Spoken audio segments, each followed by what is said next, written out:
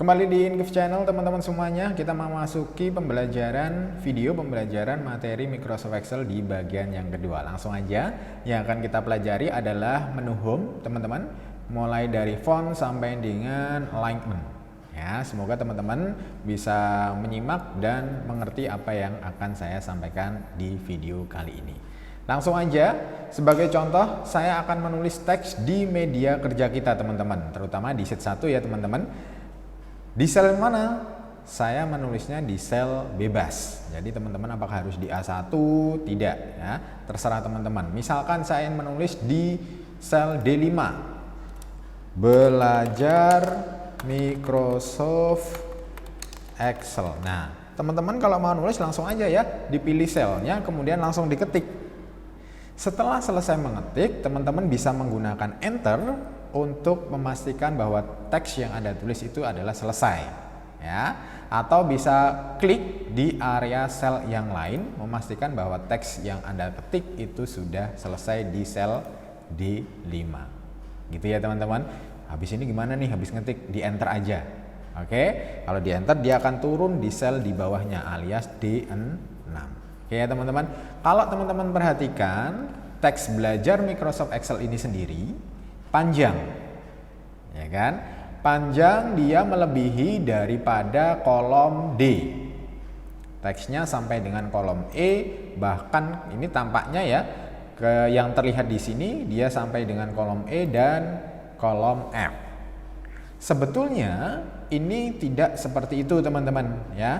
Kalau teman-teman pengen membuktikan bahwa apakah memang teks itu berada di kolom E dan F, maka cukup Anda klik aja di kolomnya teman-teman. Jadi misalkan di sini kan kelihatan penuh sampai sini teman-teman di E5. Nah, sebetulnya teks ini tidak berada di E5. Kalau teman-teman perhatikan di bagian formula bar ini kosong alias tidak ada teks sama sekali. Sebetulnya teks ini berada pada D5. Ya, karena panjang maka melebihi daripada ukuran kolom D. Seperti itu ya teman-teman. Nah, bagaimana cara melebarkan untuk ukuran kolom? Ya, pastikan kursor teman-teman itu berada di antara kolom D dan E. Ya, yang akan kita lebarkan adalah kolom D. Maka posisinya kursor mouse Anda adalah seperti ini teman-teman. Ya, cukup Anda klik kiri, tahan, kemudian Anda geser teman-teman seperti ini. Nah, mudah ya teman-teman. Jadi cukup klik kiri kemudian geser di antara kolomnya yang ingin Anda lebarkan. Gitu ya teman-teman. Nah, ini yang pertama. Nah, bagaimana kita menduplikasi teks yang ada di dalam Microsoft Excel itu sendiri? Menduplikasi teks di dalam Microsoft Excel sendiri itu sangat mudah teman-teman. Anda tidak perlu copy paste sebetulnya ya, atau Ctrl C kemudian Ctrl V seperti yang ada di Microsoft Word. Kalau di Excel cukup Anda arahkan saja kursor mouse pointer Anda ke bagian pojok kiri pojok kanan bawah sel. Ya, pojok kanan bawah sel itu yang mana? Misalkan sel ini adalah D5, maka pojok kanan bawahnya adalah di sini. Ya, pastikan yang ingin Anda duplikasi adalah teks yang benar. Anda memilih teks yang benar. Jadi jangan di bawahnya ini teman-teman. Ini kan kosong, tidak ada teksnya ya. Jadi pastikan Anda memilih teks yang benar terlebih dahulu, kemudian arahkan mouse pointer Anda ke pojok kanan bawah sel Anda. Klik kiri, tahan, tarik ke bawah atau ke kanan, tergantung Anda ingin menduplikasinya teman-teman. Misalkan di sini saya akan menduplikasi ke bawah. Maka saya akan klik kiri, tahan, saya tarik ke bawah seperti ini teman-teman. Nah, langsung dilepas kalau sudah. Maka secara otomatis teks yang ada di atasnya terduplikasi di sel di bawahnya teman-teman. Mudah kan? Nah, jadi teman-teman nggak usah bingung bagaimana sih kok tiba-tiba bisa banyak seperti itu. Nggak usah Ctrl C, Ctrl V teman-teman ya. Oke. Itu kita sudah ngerti sekarang. Coba saya zoom sedikit untuk aplikasi Microsoft Excel-nya biar kelihatan. Oke. Kemudian saya akan memperkenalkan yaitu font yang ada di Microsoft Excel itu sendiri, sama persis pada aplikasi Microsoft Word ya teman-teman. Anda harus memilih teks atau selnya terlebih dahulu yang mana. Tidak perlu Anda blok seperti ini, tidak perlu teman-teman. Jadi di blok seperti ini tidak perlu, cukup diklik saja itu sudah mewakili. Jadi sel yang Anda klik itu sudah mewakili. Misalkan sel D5, saya ingin mengganti font dengan yang lainnya, Adobe Gothic STB misalkan. Saya klik aja langsung. Nah, sudah mewakili teman-teman ya. Ukuran juga sama, jadi cukup diklik selnya saja kemudian langsung Anda ganti ukurannya teman-teman, seperti ini.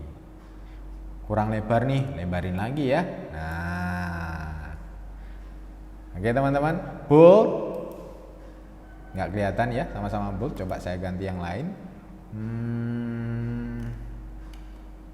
Arial mungkin. Oke, kelihatan. Kemudian italic, cukup diklik, mengembalikannya diklik lagi 2 kali berarti ya. Underline juga sama, Anda klik saja maka ada garis bawahnya. Diklik lagi maka garis bawahnya itu akan hilang teman-teman ya. Kalau ada anak panah di bawah, di sini bisa dipilih double underline, garis bawahnya ada 2 teman-teman. Nah, seperti itu. Ya. Saya pilih lagi sel D5, saya buang underline-nya, saya kembalikan normal. Arial Nero ukuran 20. Oke. Untuk mewarnai teks yang ada di dalam sel, teman-teman bisa menggunakan huruf A yang ada di sebelah kanan. Jadi ada tanda panah, maka bisa dipilih warna yang diinginkan teman-teman. Nah, pengen warnanya apa? Seperti itu. Langsung dipilih saja. Ya. Sedangkan kalau ingin memberi warna pada sel, area sel, maka teman-teman bisa menggunakan gambar yang ada di sebelah kirinya font ya. Namanya fill color teman-teman, atau kalau di sini gambarnya ember ya kan, ember. Oke, tinggal dipilih aja teman-teman pengen warna yang mana, disesuaikan ya. Pengen kuning, oke kita pilih warna kuning seperti ini ya. Kemudian yang belum saya perkenalkan di bagian font adalah border ya. Kalau diklik bordernya di sini ada banyak teman-teman ya. Misalkan sebetulnya area kotak-kotak yang ada, area sel yang ada di Microsoft Excel itu sendiri gitu ya. Kalau kita cetak itu tidak ada garisnya sama sekali teman-teman. Jadi ibarat kata kalau kita beli buku streaming, buku yang kotak-kotak itu kosong, polos, putih kayak buku gambar. Ya, bagaimana caranya biar ada kotak-kotaknya atau garis-garisnya? Maka teman-teman bisa menggunakan yang namanya border ini tadi ya. Dipilih dulu teman-teman yang ingin dikasih garis itu sel apa saja. Apakah hanya D5? Apakah seluruhnya? Ya, jadi harus dipilih dulu sel yang ingin diberi border. Gitu ya teman-teman. Misalkan saya ingin memberi border pada D5 sampai dengan D15. Seperti ini. Oke, maka saya blok semuanya teman-teman. Saya blok selnya semuanya seperti ini. Setelah itu teman-teman bisa memberi border yang ada di sini ya. Bottom, top, left, right, no, all gitu ya teman-teman. Kalau teman-teman bingung artinya dalam bahasa Indonesia, teman-teman bisa lihat gambar icon yang ada di sebelah kirinya. Yang ada garisnya itu yang mana? Ini yang bawah, oh bottom itu artinya bawah. Ini yang atas, top itu atas ya. Kiri, kanan, no berarti tidak ada sama sekali ya kan teman-teman. All berarti dikasih border semuanya. Nah, paling gampang kita pilih adalah all border seperti ini. Saya klik di area yang lain biar kelihatan. Nah, hasilnya adalah seperti ini teman-teman. Kalau teman-teman ingin mengcustom daripada garis yang ada atau border yang ada, jangan lupa kita pilih lagi teman-teman yang mana yang akan di custom ya. Kemudian kita bisa masuk ke border, pilih yang paling bawah teman-teman. Ini yang paling simple, more border. Nah, maka akan muncul format sel yaitu border. Bisa dipilih pengen garisnya seperti apa, apakah tebal, apakah titik-titik ya teman-teman, bisa Anda pilih. Misalkan nih saya ingin mengganti yang bagian tengah ya dengan titik-titik, maka saya klik dulu nih titik-titiknya teman-teman. terus saya klik di area tengahnya seperti ini. Ya, saya oke, maka hasilnya adalah seperti ini teman-teman. Nah, kelihatan ya, untuk area tengahnya berubah menjadi garis yang putus titik-titik. Oke, itu tadi pengenalan dari segi font teman-teman. Nah, sekarang kita akan bergeser ke sebelah kanan, alignment. Oke, untuk kolom D5, sel D5 ini coba saya besarkan dulu biar kelihatan. Nah, sebetulnya kalau kita menulis teks di dalam aplikasi Microsoft Excel, tentunya di dalam sel, maka secara default teks itu berada di bawah, ya, garis bawah, kemudian mepet ke sebelah kiri. Itu defaultnya teman-teman.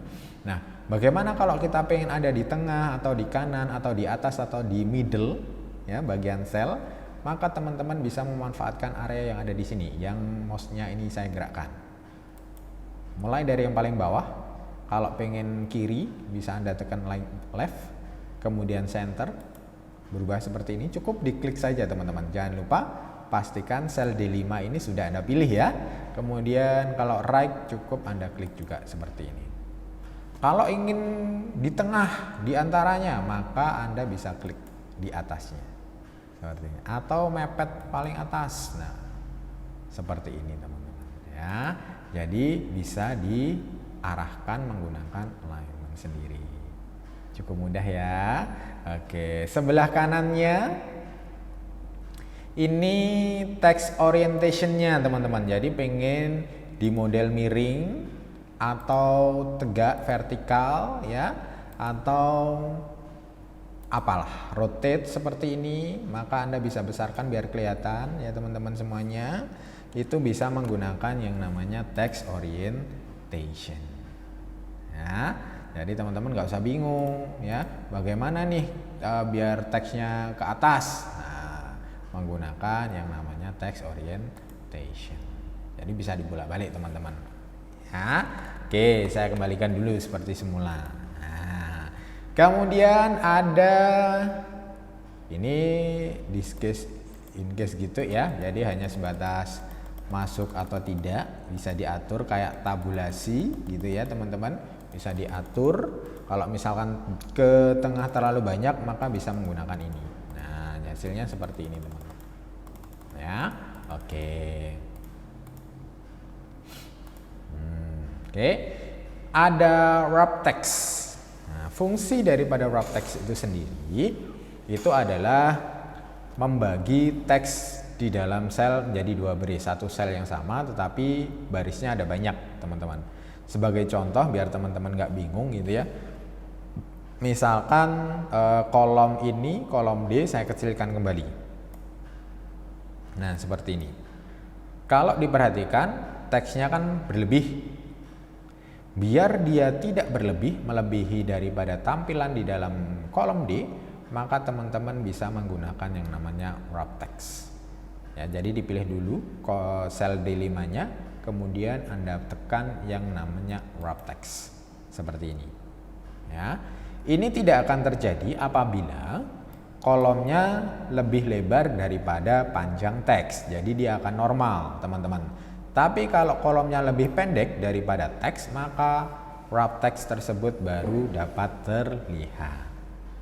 Nah, itu fungsi daripada wrap text, teman-teman. Ya, oke, semoga teman-teman nggak bingung ya, cukup mudah kan? Oke, selanjutnya tinggal satu, ada yang namanya merger and center teman-teman ya. Bentar, pencet. Oke, saya akan beri contoh untuk di bagian bawah saja.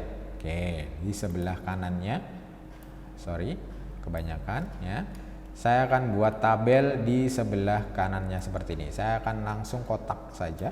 Saya pilih kolom F sampai dengan J. Baris ke-15 saya blok. Saya kasih all border. Jadi biar terlihat teman-teman. Oke. Fungsi dari merger ini adalah menggabungkan dua kolom atau dua baris atau lebih gitu ya. Menggabungkan dua kolom atau lebih, atau menggabungkan dua baris atau lebih menjadi satu. Ya, sebagai contoh misalkan saya ingin menggabungkan F sampai dengan J teman-teman. Barisnya baris ke-6 digabungkan. Ini jadi satu. Ya. Maka Anda bisa menggunakan yang namanya merger and center. Caranya gimana? Kita pilih dulu sel yang ingin kita gabungkan jadi satu. Di blok ya teman-teman. Jadi saya memblok mulai dari F sampai dengan J.